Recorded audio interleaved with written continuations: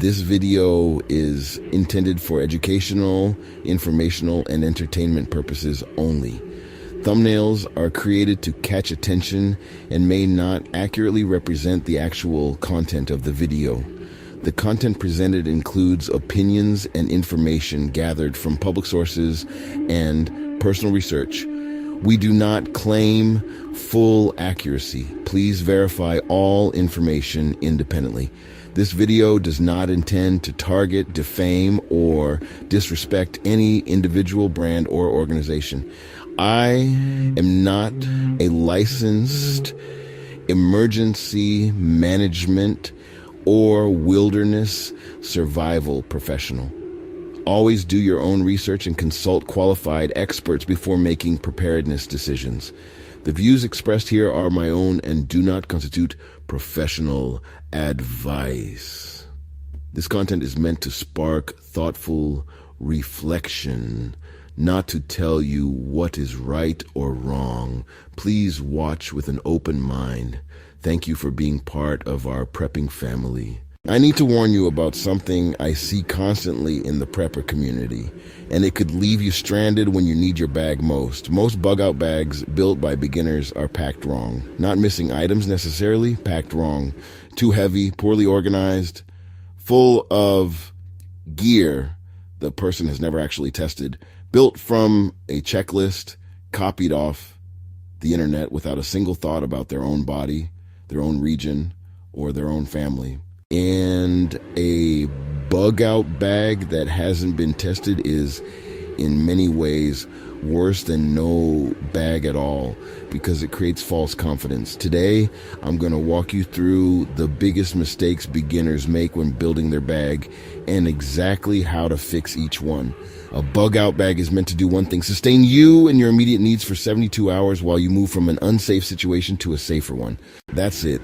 It's not a home away from home. It's not a full survival kit for indefinite wilderness living. It's a 72-hour bridge. But when beginners build their first bag, they almost always overcomplicate it, either by packing far too much just-in-case gear or by copying generic checklist that doesn't reflect their actual climate, family, or physical capability. Let's fix that one mistake at a time.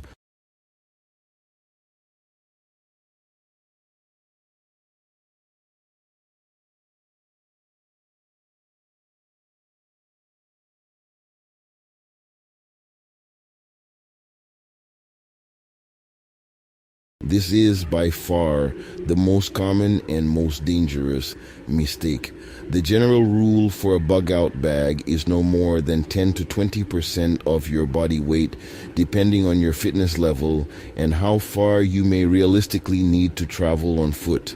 Beginners routinely pack 50, 60, even 70-pound bags, thinking more gear equals more safety. In reality, an overloaded bag slows you down, exhausts you faster, and increases injury risk exactly when you need to be at your most capable. The fix: weigh your packed bag. If it's over 20% of your body weight, go through it item by item and remove duplicates, unnecessary comfort items, and anything you haven't personally tested. A bag that sits in a closet, fully packed, never worn, is an unknown quantity. You don't know if the straps chafe after 2 miles. You don't know if the weight distribution causes back pain. You don't know if you can actually move quickly with it on. The fix: wear your pack bag for at least a 1-hour walk, ideally on uneven terrain, once every few months. This single habit reveals more problems with your kit than any checklist ever will. Generic bug-out bag lists online are a reasonable starting point, but they're built for an average person in an average climate facing an average scenario. You are not average. Your situation is specific. If you live somewhere cold, your bag needs different insulation than someone in Florida. If you have small children, your bag needs different supplies than a single adult. If you take daily medication, that changes your entire kit. The fix: start with a general checklist, then go through every single item and ask, does this actually apply to my region, my family, my body, my health needs. Remove what doesn't. Add what's missing. A single flashlight, a single fire starting method, a single water purification method. If that one item fails, breaks, or gets lost, you have nothing. The fix: for your three most critical categories, light, fire, and water purification, carry at least two different methods. A flashlight and a headlamp, matches and a fire starter, a filter and purification tablets. Redundancy isn't excess, it's insurance against the single point of failure. Beginners focus heavily on physical survival gear and completely forget the paperwork that could matter just as much in an evacuation. The fix: include a waterproof pouch with copies of IDs, insurance information, emergency contacts, cash and small bills, and a physical map of your region, because your phone may not have signal or battery when you need it most. This connects directly to what we discussed in our medical preparedness video. A bug-out bag without at least a few days of any critical medications a family member takes is a serious, dangerous gap. The fix: keep a small, clearly labeled supply of critical medications in your bag, rotated regularly to stay current, not expired.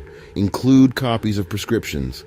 If you wear glasses, include a backup pair. If you have a family, a single shared bug-out bag creates a dangerous bottleneck.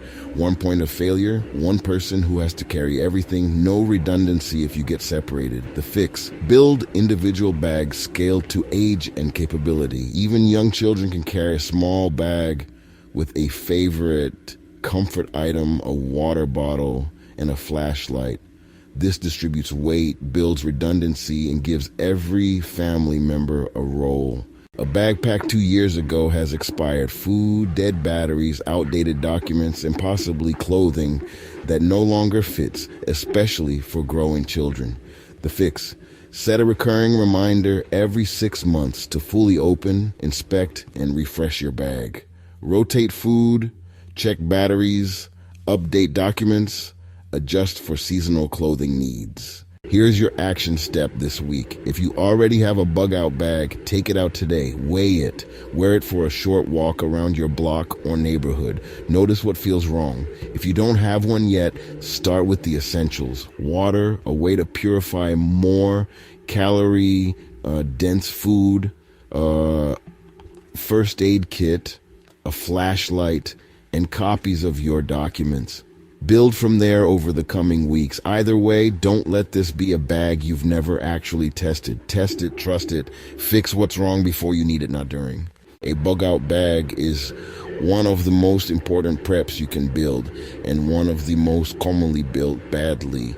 The good news is every mistake I cover today is completely fixable, usually in an afternoon, usually for very little additional cost.